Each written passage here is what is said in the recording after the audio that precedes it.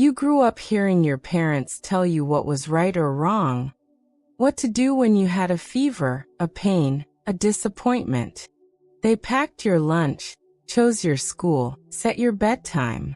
For a long time, the logic was simple. They took care of you. And somehow, that felt eternal.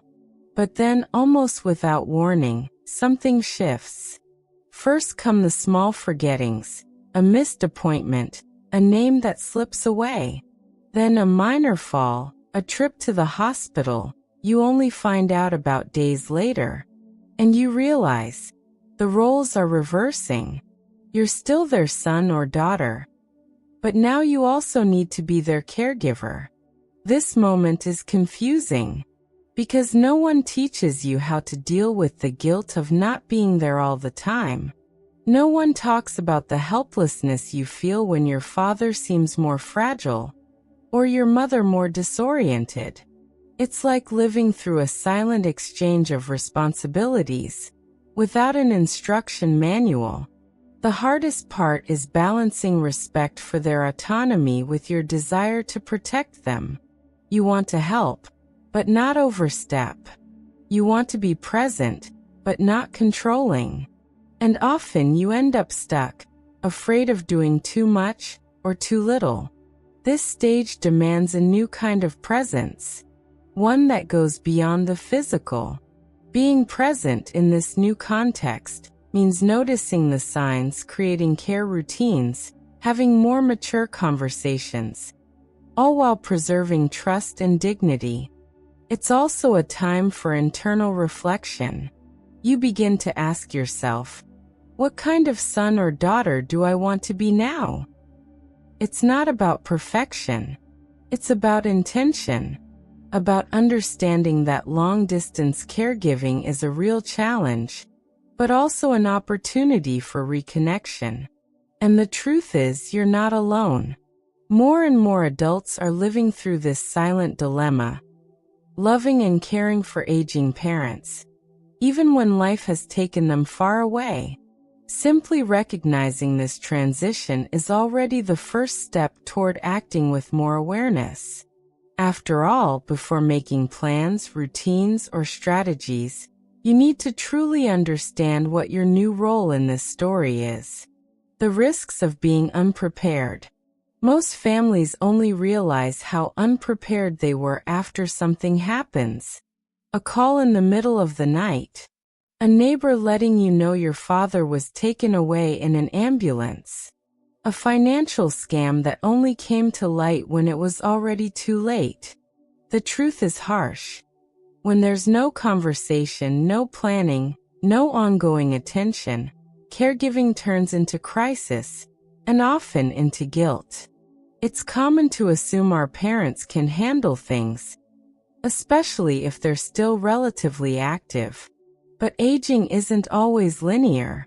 It comes in waves, silent and unpredictable. Small forgettings can turn into dangerous confusion. A stumble in the living room can result in a serious fracture. A seemingly stable routine may be hiding deep emotional issues, like depression or anxiety. And it's not just about physical health. Emotional and social risks often go unnoticed. Isolation, for example, is a major threat. Many older adults don't share their fears or struggles because they don't want to worry their children. And it's exactly that silence that fuels risky situations. Lack of preparation also opens the door to rushed decisions. When there's no prior discussion about who to contact in an emergency, which hospital to go to, or where the important documents are, time becomes the enemy. Decisions have to be made under pressure, which increases stress and the chance of mistakes. There's also the issue of caregiver overload. Without a clear plan, the burden often falls on just one person, usually the oldest daughter or the one who lives closest, leading to family conflict and silent resentment. Long-distance caregiving isn't about constant surveillance, it's about active and intentional presence. Many of these risks can be reduced with small actions. A difficult conversation today can save heartache tomorrow. A support network of neighbors or professionals can step in when you can't be there. A printed document with medical contacts can save precious minutes. Facing the risks isn't pessimism, it's an act of love. Because real care begins when we have the courage to look at what could go wrong and take steps to protect those who matter most. And when preparation is combined with ongoing loving communication, caregiving stops being a lonely burden and becomes a bond of mutual protection. Communication that protects and connects. If there's one thing that can make long-distance caregiving lighter and more effective, it's the way you communicate with your parents. Instead of monitoring or lecturing, protective communication aims to build trust, create space for listening, and reinforce your presence, even when miles separate you. But that requires sensitivity. Many adult children, in an effort to help, end up using a bossy tone, talking down to their parents, or making decisions without asking. And even with good intentions, this weakens the bond and creates resistance. After all, your parents haven't stopped being adults. They just need a little more support. Effective communication begins with a simple principle. Ask before acting. Swap "you can't do that" for "have you thought about doing it another way?" Instead of saying, "you shouldn't be alone," try "how can I help you feel safer there?" These small shifts help preserve their autonomy. Creating regular contact rituals is also essential. Don't wait for something to go wrong to call. Set specific days and times to check in. It could be a quick call every morning or a video chat on Sundays. These moments bring predictability, and that creates emotional security for both of you. Whenever possible, get involved in the small details of their daily life. Ask about lunch, a walk, the news. Show genuine interest. This not only strengthens your bond, but also helps you notice changes in mood, behavior, or energy that could signal something more serious. And remember, silence speaks too. If a once talkative father grows quiet, or a once stylish mother starts neglecting her appearance, that might be a hidden cry for help. Pay attention to what isn't being said. Technology can be a powerful ally. Use family WhatsApp groups to share photos, messages, or short voice notes. Teach your parents, patiently, how to use video calls, alarms, and reminders on their phones, not as a duty, but as a way to stay connected. Good communication is more than just passing on information. It's about welcoming, listening, and validating. It's about making your parents feel, even from a distance, that they're still part of your life and you're still part of theirs. Building an effective local support network. Caring from a distance doesn't mean caring alone. One of the most practical, and often overlooked, steps is building a reliable local support network that can respond quickly when you're not around. Think of it like putting together a puzzle, where each piece plays an essential role. Attentive neighbors, trusted healthcare professionals, reliable services, and even nearby family members. It all starts with mapping. Who are the trustworthy people around your parents? Is there a doorman who knows them well? A neighbor who always chats at the gate? A friend who spends afternoons with your mom? Write down their names. Create a simple document with phone numbers, addresses, relationship to the family, and in what situations each person can help. That already gives you a starting action plan. Next comes engagement.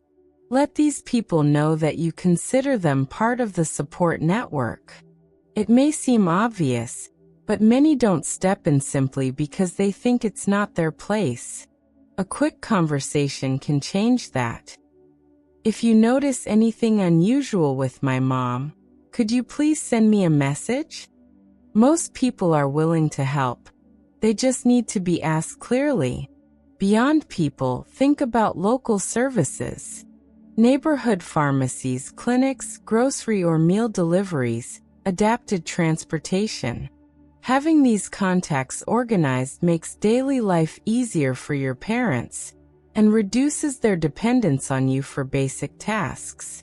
Some of these businesses might even alert you if something's off, like a medication not picked up or a skipped grocery order. Another key resource is centralizing information. Create a WhatsApp group with siblings, caregivers, and close contacts.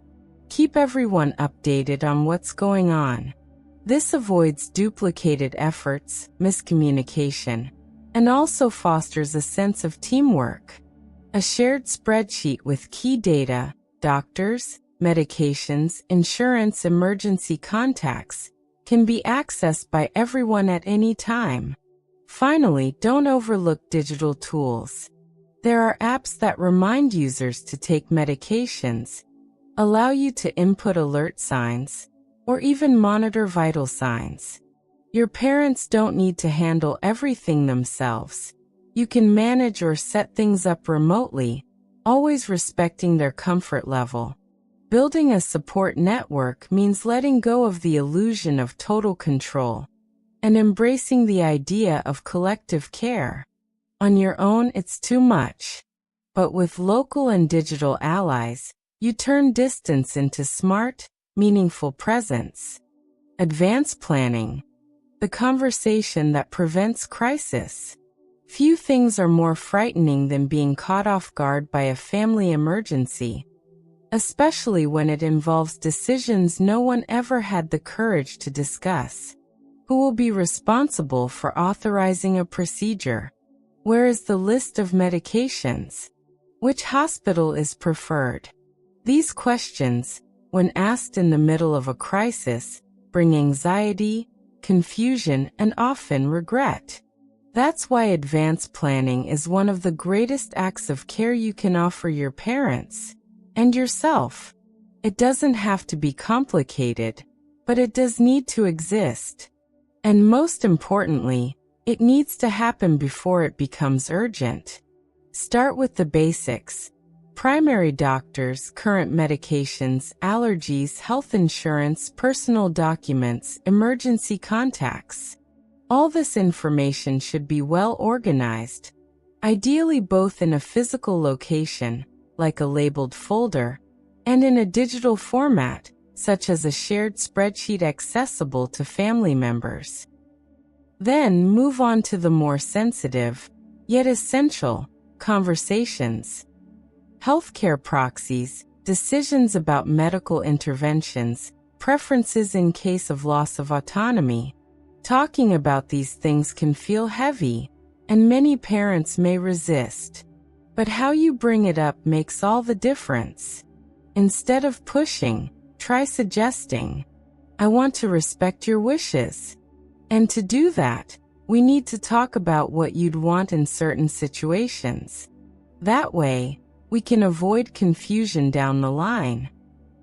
Use neutral moments to introduce the topic, like after a doctor's visit or when seeing a health-related news story. Show that the goal isn't control. It's peace of mind and preserving autonomy until the end. When parents realize the conversation comes from a place of love and respect, they're usually more open. Another important tip: involve all siblings and close family members. This helps prevent misunderstandings and future conflict. Everyone should be aware of the decisions that have been made, so that the care provided is consistent and respectful. Planning is protection. And the earlier it's done, the lighter the journey becomes, for both parents and children. Instead of rushed decisions, you'll have clarity. Instead of guilt, confidence. Instead of chaos, calm. And it's in this quiet preparation, often invisible to others, that true care is born. The kind that doesn't wait for pain to act, but chooses love as a form of prevention. The invisible impact of your care. Not everyone will say thank you for what you do. Long-distance caregiving is often invisible work, quiet, ongoing, and rarely mentioned in conversations or seen in family photos. But it's there, in every on-time phone call, in every worry disguised as a casual question, in every WhatsApp group carefully organized to keep the peace. This kind of care isn't measured by physical presence, but by emotional and strategic presence. It's knowing that, even from afar, you've created routines that reduce risks. That your mother feels safer because she knows you'll call tomorrow. That your father knows who to turn to if something happens, because you thought ahead before he ever needed it. Many adult children blame themselves for not being physically close, as if love depended on geography. But true love shows up in many forms, and one of the most powerful is this: being attentive without being physically present. Being the one who listens, organizes, guides, anticipates. The one who supports without overstepping. And this kind of care, though invisible to the eye, is deeply felt by those who receive it. Many parents don't say it out loud, but they know. They feel it when their child is there, even through a screen. They sense they haven't been forgotten, that they still matter. And that, in itself, is a powerful form of dignity. So, recognize the value of what you're doing. The impact of your choices goes far beyond what you can see. And even if the world doesn't notice, your parents feel it. And deep down you know it too.